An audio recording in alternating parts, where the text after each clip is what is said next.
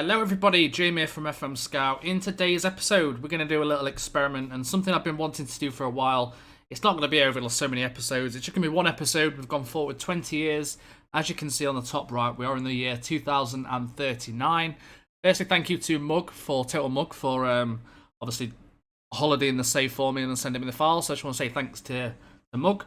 Apart from that, this is going to be the youth rating experiment. So essentially what that means is, I'll put the link in the description to download it as well, but this means that all the nations have the same youth rating. So of course, on Football Manager, there is kind of a dynamic youth, it's not even dynamic actually, it's a static youth rating, and that doesn't change no matter what you tend to do regarding that league. So you could manage a team in Scotland, you can make Scotland the best club in the world, the best nation in the world, they can win the World Cup, but the youth rating will always stay the same. Something I wanted FM to change for a long time, to have more of a dynamic youth system or youth rating, but it don't seem to be getting implemented at the moment.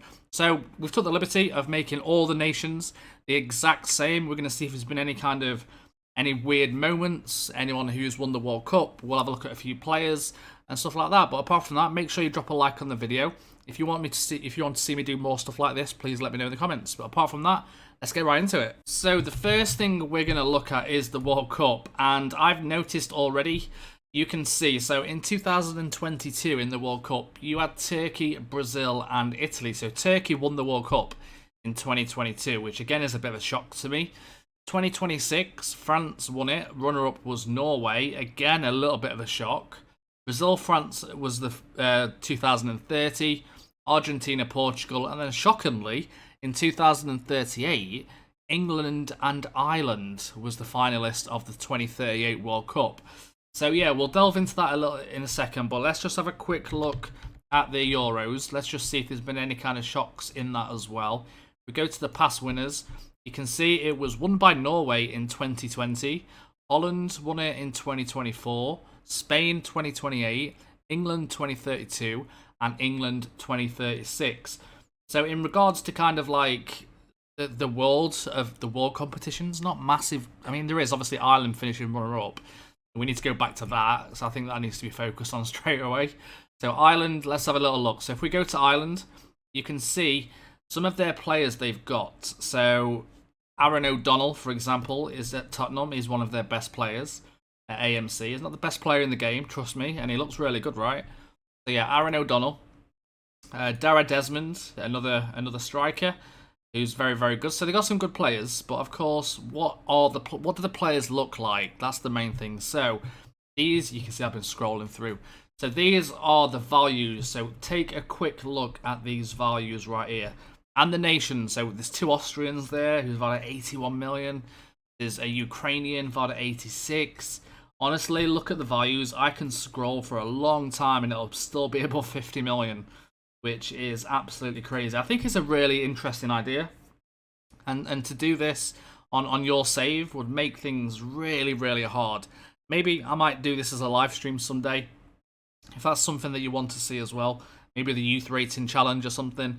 Try and win the Champions League with a top team. And just see what the regions come through like. Because one thing I hate on FM is not getting good regions. And this is your opportunity to do that, I guess. But no, there's some insane players. Like let's go from the top. I'm not gonna go through all of them, but if we look at Dave Jones, he's the highest valued player at £94 million. You can see this is Dave Jones' stats. He's Welsh, the right winger, and yeah, just look at that. And he started his career at Burnley actually, which is surprising. Acceleration of 16, pace 16, first touch. I mean, yeah, unreal. If we look at his history as well, he actually left to Barcelona on a free transfer. Assuming that he wouldn't accept a new contract there at Burnley, but yeah, goal scoring record, 116 goals from that right hand side, very, very strong. And then he moved to Man City after 4 years at Barca for 124 million. And then you got a Swiss, Ticozy. I mean, that 20 dribbling, look at that. Oh, he is wanted at the moment as well. It's going to cost a lot of money if you're going to do that. It's the type of save where you're going to need a lot of money. Look at Lorenzo. Let me know who your favourite player is and if you've ever seen a better region than what I'm showing you right now. I'm sure you guys might have a favourite, so please do tell me. You've got a Brazilian 23-year-old there, right winger. Got the Ukrainian, who is the centre mid. I mean, look at that. Look at that. He's my favourite so far, I think. 19 passing, that vision of 18, 20 determination, 20 agility. So yeah, Artem is my favourite so far. You've got an English guy, Stephen Munns, a striker, 17 finishing. Yeah, unreal, man. Unreal. And then if we look at Romero as well at Man City, we'll go into obviously the leagues and stuff like that and see who's won the leagues. Yeah, some very, very good play. I mean, I could go, like, even if I scroll down, unexpected, and look how far I'm scrolling, and we're at 40 million value players. Like, just clicking this guy at PSG, he looks amazing. There's so many good players to look through, and I can imagine it being very, very hard to sign some of these. Yeah, like this guy's on the transfer list. I mean, it's actually a really good right back. So it's going to be very hard to keep up with the world of football when every single year you are having lots and lots of, like, just lots and lots of regens come through every single nation who's amazing, whether it's worth like poaching them straight away. But I'm quite interested in doing this. So yeah, that's that. Let's have a little look at the Premier Division though. So, of course, really kind of dominated mainly by Liverpool and City. No one else has come even close, really. Of course, you've got Man United just there, runner-up twice in 20, 30 years. They have finished third place in a few times. But yeah, let's have a look at the Champions League as well. So if we go to the Champions League, let's see if there's been any interesting things happen. I'm assuming I was kind of looking for more the national side of things rather than, you know, this type, because obviously these big clubs are going to be signing the best players, so there's not going to be much changes in regards to club football. But let's have a look at the world ranking actually. So if we go to world, let's have a look at the rankings. So England are top, probably because of the World Cup and the Euro wins. Spain, I'm not seeing anything really massively different. Mexico are 9th, Colombia are 10th. Senegal are 13th, which is very, very good. Let's have a little look at Senegal. You know, they've got a lot of players all around. So Man United, Arsenal and Chelsea. Mendy at United, a striker. Not that good, actually, to be fair. This guy at Arsenal, a very good centre mid, as you can see. And then Sangate, who's a wing-back. Very, very strong. So yeah, that's that. Let's have a look a little bit further down. So we've got, obviously, Denmark, who's there. Can we have a look at anything else? What would you guys want to look at? So if we go to, I mean, we could obviously look at the FA Cup and stuff, but again, because it's kind of world football I'm looking at, there's not really many difference in regards to club football. So anything world. Let's have a look at the African Cup of Nations, actually. Let's have a look at that. So if we go holders of Ghana, let's go to the past winners. So doesn't really look like anything shocking in regards to this. You've got Senegal pretty much dominating most things. Ghana, Nigeria, Ivory Coast. Yeah, not really seeing much. Guinea are there as third place. But yeah, not much difference in the African Cup of Nations, to be honest. South Africa managed to win it in 2033. But the World Cup is the main thing we wanted to look at, really. What I do want to look at is the highest valued transfer of all time, like the leading transfer. We don't need to look at the intakes, but if we go to the highest, 158 million was Arthur, but he was a real player. So the other one was from PSG to Man City, £157 million for Federico Casagrande. This guy is still at Manchester City, actually, 31 years old, 115 caps, 72 goals for Italy. And yeah, he's absolutely unreal. I mean, his proper goal scorer. I don't know, actually, almost a goal every 2 games. He's classed as a legendary striker, though. So, and then you've got Artem Prudnikov, who went from Barca to Liverpool, also 158 million. Is now 87. He's the guy actually we looked at, who was my favourite. So that was that guy.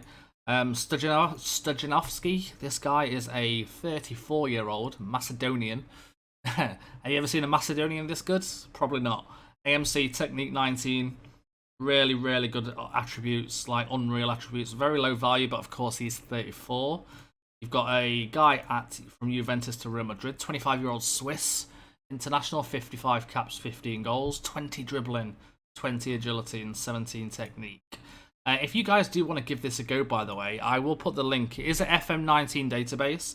It still does work with FM20. I've only just realised at the start of making this video that it does actually work.